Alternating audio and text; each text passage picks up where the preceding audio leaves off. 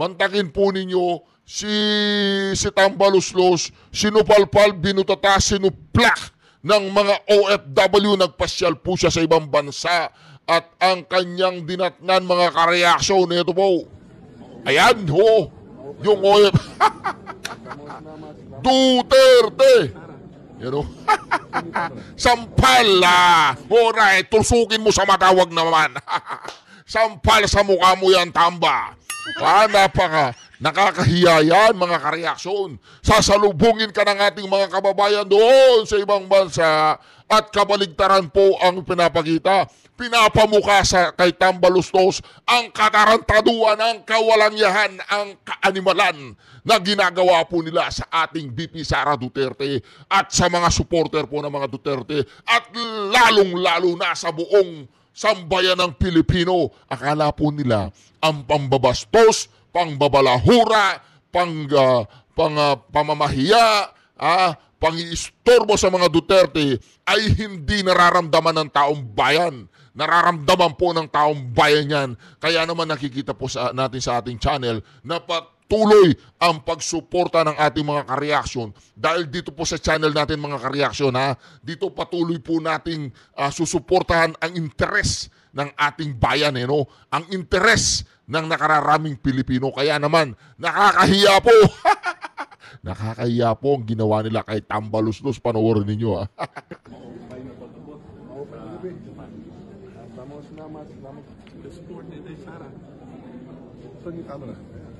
Ang sarap ulit-ulitin yan. Yan ay testamento ng mga simpleng mamamayan na ang kanilang disgusto sa pamumuno ni Martin Luther King. Ayan po mga kareaksyon, nagpunta po siya ng Switzerland. Ang tanong lang, Martin Luther, nagpunta ka ng Switzerland, hindi ka ba nagbukas ng bank account dyan? Di ba mga kareaksyon, yung Switzerland, yun ang bagsakan ng pera ng maraming mayayamang bansa, mayayamang individual sa buong mundo. Ang tanong lang, Martin Luther, hindi ka ba nagdeposito ng pera sa Switzerland? Yan lang po ay katanungan lamang, mahal na murang House Speaker. Tuloy po natin tinusok sa mata. Tinusok sa mata. Tinusok sa mata. Wag naman. Kawawa naman siya. Hindi niya makikita yung kanyang kayamanan. Ito. Thank you po sir sa pagsuporta kay BP Sara. Marami pong salamat sa at thank you po sa pag-api mo kay Eric. Maraming salamat. Mali po 'yun. Salamat. Salamat. Mali po 'yun, mali po 'yun. Alam po ninyo, nakakahiya 'yun. Alam ba ninyo na yung sama ng loob ng taong bayan, yung sama ng loob ng taong bayan ay talagang pinapakita nila harap-harapan kay Martin Luther King. Mantakin po ninyo yun mga kareaksyon. Ito po mga kareaksyon. Panoorin po natin ito. I-reactionan po natin ito mga kareaksyon. Ang dami po nangyayari ngayon. Alam po ba ninyo talagang naguguluhan na po si Tamba, yung kanyang kampon. Unang-una pinapasagot sila sa bawat issue ng taong bayan dyan sa may Supreme Court. Di po ba mga kareaksyon? Ito po, pakinggan po natin ito. Binigyan na ng ultimatum ni Senadora Risa Ontiveros ang Bureau of Immigration para matukoy ang kinaroroonan ni dating presidential spokesperson Harry Roque na inisyuhan ng arrest order noong Setyembre. Ang ultimatum inilabas sa Senate hearing kung saan natalakay rin ang ilan pang issue gaya ng deportation sa ilang Pogo boss at paglabas sa bansa noon ni dismissed Mayor Alice Guo. Balitang hatid ni Mav. Alam nyo itong si Hontiveros, hindi talaga siya tumitigil Siguro napag-utusan siya. Buksan yung issue patungkol kay Harry Roque. Patapos na yung 19th Congress. Di ba pag natapos na yung 19th Congress, tapos na lahat ng yun. Ngayon si Harry Roque, hindi pa rin nila alam kung saan nila hanapin. At ang problema mga kareaksyon, si Harry Roque, hindi pala natin alam, nasa Pilipinas pa. Sinabi ni Madam Inday Sara na sa ibang bansa na. Pero kumain pa lang kami ng pares ni Harry Roque kanina. Ay, hindi pala si Harry Roque yun. Okay mga kareaksyon na. Hontiveros, Okay, bago natin pag-usapan si Ontiveros, ito muna ha. Ito muna mga kareaksyon, balikan muna natin ito, nakalimutan ko to eh. Ito yung mga kakulay ni Ontiveros, ito po. Ayan. Magkano ba binigay ninyo dyan sa tatlong bugok na yan? Magkano ba ang inalat ninyong pondo dyan sa so-called Makabayan Block na yan? Ang nangyayari dito, effectively, nakakahiya ito at nakakatakot. Ang House of Representatives ang nagpopondo ng armed struggle. No? Isipin niyo, nandun mismo yung tatlo na yun, ha? O di ba mga kareaksyon? Nakakatakot yung sinasabi po ng dati pong ex-rebellion, kung hindi ako magkakamali ha. Ang nagpopondo daw po ng mga armed struggles o yung mga teroristang, komunistang NPA ay yung House of the Representatives. Mantakin po ninyo yan mga kareaksyon. Imbes na pakinabangan po yung pondo na binibigay sa mga makabayad block na yan, bakit hindi na lang ibigay sa mga sundalo? Di po ba mga kareaksyon? Bakit hindi na lang ibigay sa mga sundalo? Bakit patuloy po ang pagbibigay natin na suporta sa mga makabayad block na yan? Yun po ay sentimiento ng isang dating rebelde. At kilalang kilala po niya itong mga tao na to. Di ba mga kareaksyon? Isang paglapastangan po yan. Isang pagwawalang hiya yan sa mga taxpayer. Ano yan? Revolutionary tax? Binibigay nyo sa tatlong yan? Talaga revolutionary tax yan? Kaya naman galit na galit po yung mama na yun. Nga sinuplak yung pamunuan daw ng Kongreso. Sino yung namumuno sa Kongreso? Eh di si Martin Luther King. Naku po mga kareaksyon, kaya galit na galit po yun ha. Kaya dito, ito po mga kareaksyon. Ililigaw po ni Risa Ontiveros ngayon ang usapan. Ang usapan mga kareaksyon ay dadalhin niya kay Harry Roque. Nasaan si Harry Roque? Anak ka ng po. Anak ka ng po. Di ba mga kareaksyon? Dahil nako-corner po ang administrasyon at nako-corner ang alipores ng kadiliman kung ano-ano ang isyu na ang kanilang binubuksan. Anak ka ng po. Anak ka ng po. Di ba mga kareaksyon? O pakinggan natin ito. Gonzales. Kalahating taon na ang lumipas mula nang maaresto si dating Bamban Mayor Alice Go sa Indonesia. Pero wala pa rin kumpletong report ang Bureau of Immigration kung paano siya nakalabas ng bansa. Kaya hindi na itago ni Senador Risa Ontiveros ang inis sa pagdinig ng Senate Subcommittee on Justice. Can you imagine the frustration na dapat by now nalalaman natin. Very regrettable po.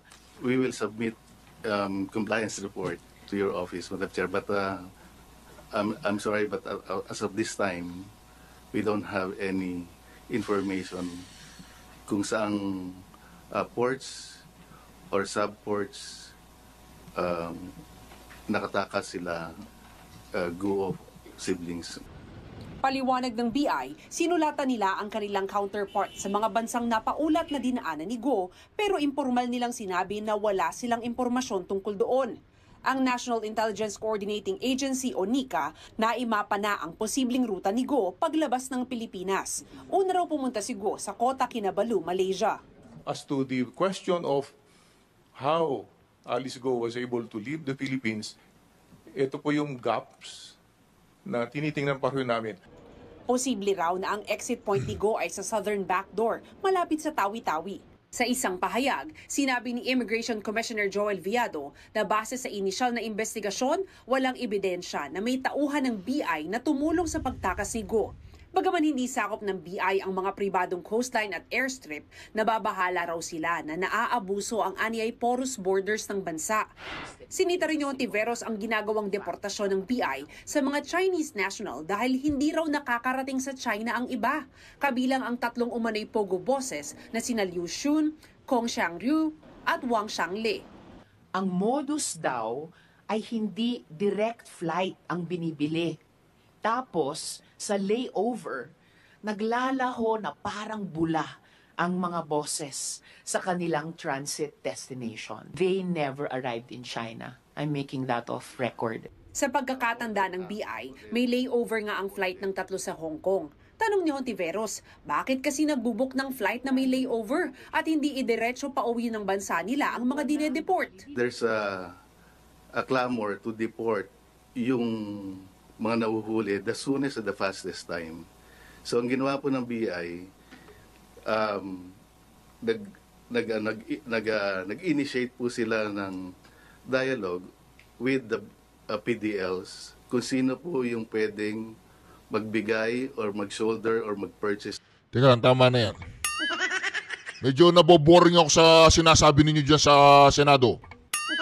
Palagay ko nililigaw nyo lang kami pag-usapan natin bicameral committee report, PhilHealth, yung impeachment Alam po ba ninyo yan mga ka-reaction? Ang galing po nilang gumawa ng mga diversionary tactics. Ng ating mga kalaban ngayon, binubusan nila si Alice Guo, tapos na yung mga hearing. Nakakulong na si Alice Guo at hindi natin alam kung saan po ang kinaroroonan ni Harry Roque. Ngayon, pinoproblema pa ba ninyo si Harry Roque? Hindi nyo pinoproblema yung mga Pilipinong nagugutom? Hindi nyo pinoproblema si Tambalustos na ngayon ay iniandon sa Switzerland? Di umano.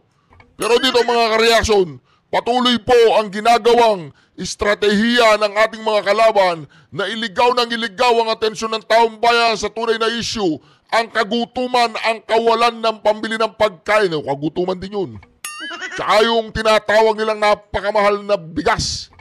Pero dito mga ka-reaction, meron daw good news, sabi po ni Vlogger Claire. Siyempre, pag hindi natin binlag si Vlogger Claire, ay hindi po kumpletong rekado ang ating mga vlog. Kailangan natin si Vlogger Claire na magsalita upang marinig natin ang kanyang mga sinasabi. Mga kasinungalingan ba yan, Vlogger Claire? Kuro-kuro mo, opinion mo, ano ba talaga yan? Kailangan mo sabihin sa taong bayan kung ano yung lumalabas sa bunganga mo. Galing ba yan sa Pangulo o galing sa kukote mo? Pakinggan po natin si Vlogger Claire kung ano na naman kanyang mga pinagsasabi. Ito po mga kareaksyon. Ginagaya ko po si Mike Enriquez. Ang hirap palang magsalita katulad ni Mike Enriquez. Parang nakikipag-away sa sabungan. Ito po mga kareaksyon, pakinggan po natin ha. Walang kukurap. So, meron pa po tayong good news.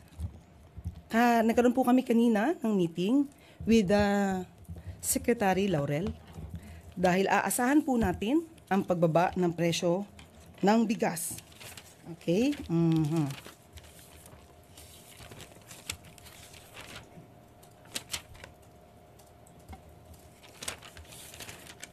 Ayan. Sa darating po na by March 31, sa ngayon po, ang presyo ng bigas kada kilo ay pumapalo po sa 49 pesos. Pero by March 31 po ay... Pagbaba daw ng presyo ng bigas, naniniwala po ba kayo dito? Baka nililin lang tayo. Pag hindi bumaba ang bigas, Vlogger Claire, sa sinabi mong araw na yan at buwan, Vlogger Claire, babalikan ko ang video na ito, susuplak ko sa pagmumukha mo. Total, palingkera din naman no? Eh di ganun ang gawin natin, suplakin natin siya. Pag kasinungalingan na sinasabi mo, Vlogger Claire, hahanapin ka ng taong bayan natin, tatanong sa iyong kasinungalingan na naman yan. Buti na lang hindi 20 pesos. Ulitin natin ha. Okay. May good news. Ano yung good news? Ano yung good news? Ayan. Sa darating po na by March 31, sa ngayon po, ang presyo ng bigas kada kilo ay pumapalo po sa 49 pesos. O ano yun? Pero by March 31 po, ay aasahan po natin ang pagbaba nito ng 45 pesos. O sige ha. Pati na po ang presyo po ng baboy. O sinabi Ay mo yan. maaari po ito, maibaba din po by March 10. Sa halaga po, ito po ay sinabi in particular ni Secretary Laurel, ang parte po ng Kasimat Pigi ay bababa po between 350 to 360. Mahal pa rin yan! Magkano ang salary ng isang tao ngayon? 550, 600? Isang kilo ng baboy, 350. Dapat, kung bababa yan, mga 75 pesos ang kilo ng baboy. Para abot kaya ng 550 na sahod ng isang empleyado. Kaya marami kang makikita ngayon na palakad-lakad sa kalsada mga malnourished. Mga hindi masyadong tama ang sustansya ang kinakain nila. Nagtsatsaga na lang sila sa asin at tubig. Marami pong ganyan. Kape ang ulam. Pinagdaanan namin yan. Ang tawag namin doon sa asin na tubig, gatas ng tigre. Matapang ka lang pag kinain mo yun. Ngayon, Vlogger Claire, pag hindi na, yung 350 na baboy, mahal pa rin yan, ha? Unacceptable yan. Per kilo. At ang liempo naman po ay maibababa po ng 380 per kilo. Yan po ang maliban po dyan. Marami pa po tayong sasabihin good news pero most probably po ay bukas na po dahil marami pong napag-usapan kanina sa meeting with the DA Secretary Laurel. Yes po. Handa na po tayong tumugon sa inyong mga katanungan. First question, Maricel Halili, B5. Magandang umaga po. Yusek, follow-up lang po dun sa sinabi ninyo na expected natin na pagbaba ng presyo. May we know what are the reasons kung bakit po aasahan natin yung pagbaba ng presyo sa bigas at saka sa baboy? Sa ngayon po, ang sabi po ni Secretary Laurel ay bumaba po ang world price. Kung kakaroon po kasi ng pagtaas talaga ng bigas, ito po ay ang nagiging basehan po ang one of the factors dito ay yung world price. O tingnan mo yung world price. Pag umabot ng 100 ang bigas, wala tayong magagawa. Wala tayong remedy, wala tayong alternative solusyon. Sumusunod tayo sa daigdigang presyo dahil wala tayong food security measure. Yun ang tinatawag nating food security measures dito sa Pilipinas. Pag tumaas ang presyo sa pandaigdigang merkado, wala tayong magagawa. Walang subsidy ang gobyerno. Wala kayong tinatawag na pasamantalang kaginawaan. Ganyan. Yung ibang bansa wala silang pag-alam sa pandaigdigang presyo. Meron silang tinatawag na local price. Di ba? Ang mahirap kasi sa atin, palagi nyong ginogoyo ang taong bayan. Pinangakuha nyo sila ng 20 pesos na presyo ng bigas. Oy, Vlogger Claire, tanungin mo yung amo mo kung dumudurog. Tanungin mo yung amo mo kung okay pa dito, banda rito sa ulo. Ipa-follicle test mo, gupitin mo sa yung buhok, tapos ibigay mo, pa-follicle test mo yun. Di ba mga ka-reaction? Nakakahiya na po ang Pilipinas sa nangyayari ngayon. O tapos naglalakad si Tambaluslo sa ibang bansa, o pinapahiya pa siya ng taong bayan. Kung noon po ay may halaga po na pumapalo sa $700 to $740 kada per ton. Ngayon po ay bumaba, kung di po tayo nagkakamali, parang bumaba po sa $400 or lesser or $380 per ton. So yun po ay isa sa mga nakikita natin pong dahilan. Isa lamang po yan sa nakikita nating dahilan para po bumaba ang presyo ng bigas. And ma'am, yung sinasabi po ninyo na from 49 pesos to 45 pesos, ano pong uri ng bigas ito, ma'am? Okay. Meron po kasi binabanggit si DA Secretary about dun sa DT8 na klase po. Ito po ang sinabi niya ay pumalo nga daw po sa $470. Yan. Per ton at pero yung may mas mahal po na 504 ay 400, mas mababa po to, mas mababa. Yung 504 ay Teka lang, huwag tayo maglokohan. Yung sinasabi po nilang bigas na abot kaya, yung durog-durog. Alam po ba ninyo yun hindi na pinapakain sa tao? Pinapakain nyo sa mga manok, mga animal, mga baboy. Kung ano-ano po mga animal na pinapakain, yung durog-durog po, yung durog-durog. Hindi po natin, hindi na pagkain ng tao yun. Yung durog-durog na yun, masama na lasa nun. Di ba? Ngayon, yun po, sabi nila, mura daw yun, 35 pesos, at kulang pa rin sa supply yun. Pero yun ang pinapakain nila sa mga maralitang Pilipino na hindi kayang bumili ng halagang 50-60 pesos ng bigas na masarap. Ngayon, ang pinapakain po nila sa mga mamahirap, mga maralitang Pilipino, yung bigas na hindi makain kahit yung aso, ay kahit yung aso, manok. Lilite, durug-durug eh. Pumapalo po sa halaga na $400 per ton. So kaya lang po, ang karamihan daw po sa mga Pilipino ay mas gusto nila yung mas mahal na uri, yung DT8. Yun po talaga ang mas hinihingi ng mga consumers na. O di ba? Ang ibinibigay nila yung mura, gusto nila i-flood nila yung market sa murang bigas, yung wala ka ng choice kung hindi bilhin yun, para masabi ng administrasyon na ito na pababa nila ang presyo ng bigas. yung bigas na binibenta hindi makakain ng tao. Ngayon, sinasabi nila kasi kaya mahal yung bigas, kasi gusto nyo yung mahal na bigas. Di ba mga ka-reaction? Discrimination yan ng karapatan. Gusto namin pumili yung masarap na bigas, pero dapat mura. Di ba? Ang sasarap ng bigas natin sa Pilipinas, saan pumupunta yung bigas natin? Tapos yung bigas ng ibang bansa na hindi masarap ang pinapakain sa atin. Unacceptable po yan. And how about on pork, ma'am? Attribute the decrease in price.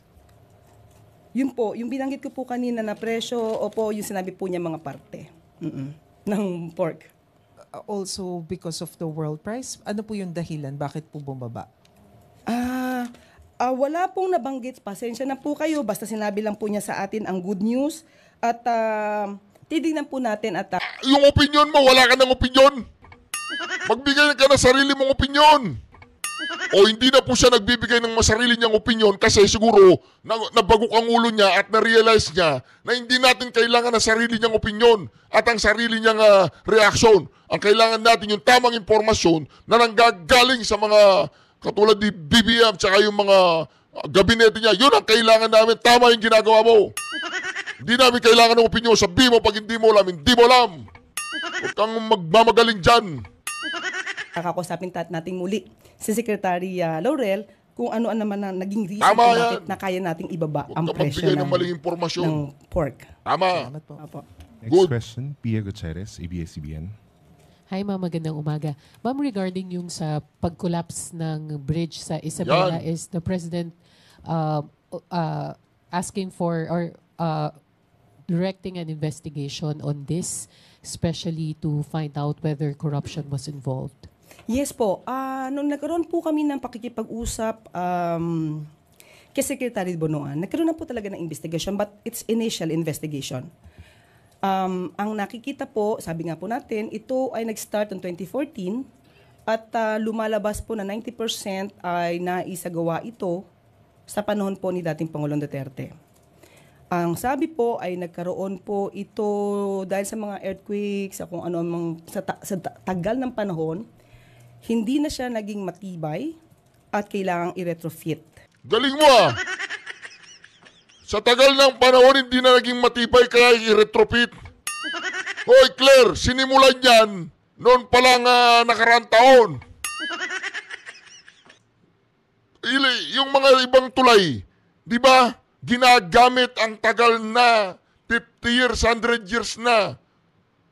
Yan hindi pa nagagamit. Ang dahilan ninyo, sa tagal, sa mga lindol, kailangan i-retrofit. Di po ba? Niloloko ba tayo ng mga to? Sa panahon po, sa tagal ng panahon, hindi na siya naging matibay O, tignan mo. at kailangang i-retrofit. O, Sa panahon po ngayon. o di ba? Ang nakikita po, so far, ay nagkaroon ng under-design. O, Lumalabas din po sa investigasyon na ito po talaga ay para sa mga light vehicles. wala stick na yan. Ang ganda-ganda ng tulay para sa light vehicles. Ipapakita ko po sa inyo yung tulay Papakita ko, huwag kayong aalis. Papakita ko Ito yung tulay Ito yung tulay mga ka-reaction. Ipapakita ko sa inyo. Mantakin ninyo yan. Para sa light vehicle, buti pa yung lumang tulay na dadaanan hanggang ngayon. Ito po.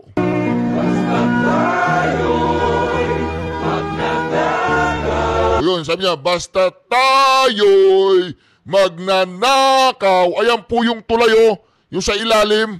Nagagamit pa rin hanggang ngayon. Lahat, mabigat, magaan, nagagamit yung lumang tulay. At nakalubog na sa tubig. At hindi pa rin rumurupok. Ayan.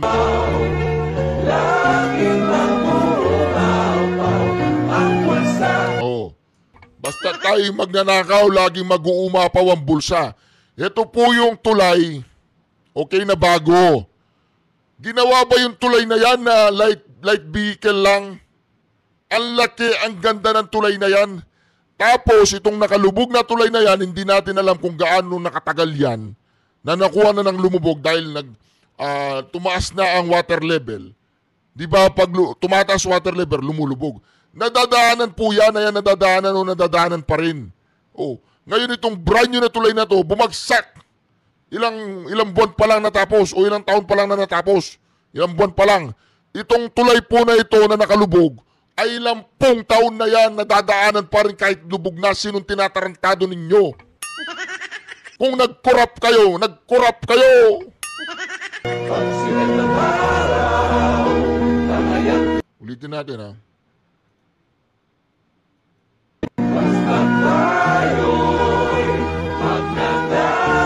Yun, basta tayo'y magnanakaw.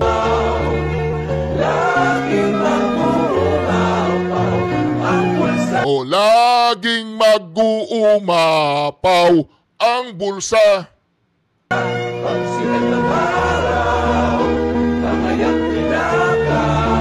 O, pagsikat ng araw, may dalang ninakaw.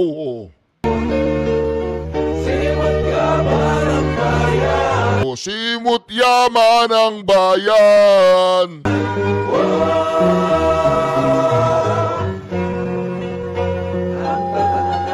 Ang tatangan natin, oh. Mantakin po niyan, mga kareaksyon. Mantakin ninyo yan. Ang kanilang dahilan, mga kareaksyon, ay rumupok yung tulay dahil matagal na raw nagawa. Ganyan po ang kanilang tinatawag na dahilan ni Vlogger Claire. O, pakinggan po niyo si Vlogger Claire, ha? Pag yan, opinion mo yan, talagang... Ayon do sa disenyo. Kung ano mang sa tagal ng panahon, hindi na siya naging matibay at kailangang i-retrofit sa panahon po ngayon. Ang nakikita po so far ay nagkaroon ng under-design. Lumalabas din po sa investigasyon na ito po talaga ay para sa mga light vehicles. Sa ayon do sa disenyo. So, lumalabas din po na yung dumaan na truck, 3 po daw yung dumaan na dump truck, puro boulders ang laman, ang karga.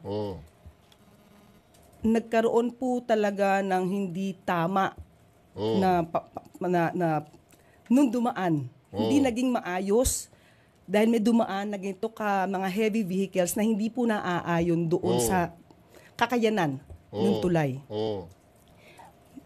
Kaya po, isa sa mga sinasabi po ni Secretary Bonoan ay maaari po, di po natin to, hindi pa po to conclusion, maaari lamang po na mapanagot din yung may-ari nung, or korporasyon na may-ari ng dump trucks. Ha?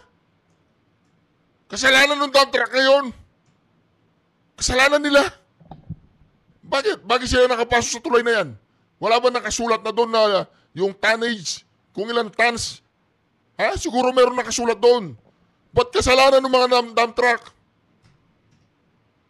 Anak ka ng Kasalanan daw po ng mga dump truck, yung may-ari ng dump truck. Dahil dumaan dyan, daan yan eh. Anak ka ng Oy, Vlogger Claire, siguro doon yung sinasabi mo, ha? Dahil 3 po ang nasabi na dumaan na sunod-sunod. So, yun pa lang po ang initial investigation, but ang sabi nga po, hindi lamang po ang nakaraang administrasyon ang pwedeng pananagutin dito. Lahat po, hanggang sa ngayon, kung sino po ang maaaring naging may liability dito. Kung meron man, lahat po yan ay dapat managot. Ba? Ganun ba yun? Bakit ninyo pinananagot ang Pangulong Duterte? Kailan ba nasimulan yan, di ba? 2023 nasimulan yan. Nagkakalukuhan na po tayo dyan, mga kareaksyon. Pag may ganyan, kasalanan ng Pangulong Duterte, hindi ba pwedeng ipakulong yung mga engineer, yung mga kontraktor dyan? Hindi ba pwedeng ipakulong lahat kayo pagsimula sa presidente?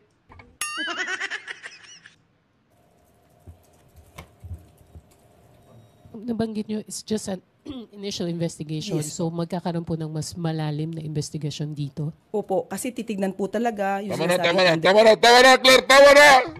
Tama na!